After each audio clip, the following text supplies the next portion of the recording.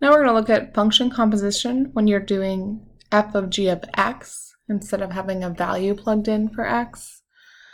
So in this case, we're doing g of f of x. Okay, so I'm going to start with my inside function first, and I'm actually going to plug 3x in, replacing that f of x. I'm going to have g of 3x is what I'm going to find. I'm coming up with a new function rule that puts these two functions together.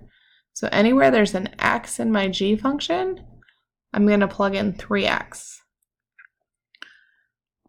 So I'll have 2 times 3x minus 5. If I multiply, I get 6x minus 5. And there's my new rule. G of f of x is a new function, 6x minus 5.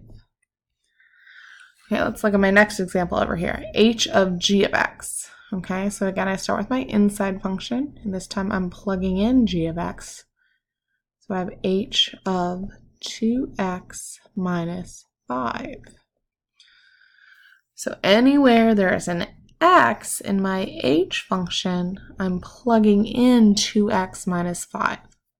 So this time I have 7 minus 2 times 2x minus 5.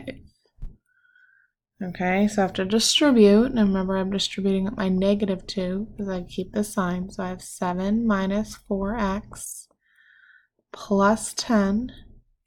So my new rule for h of g of x is negative 4x plus 17.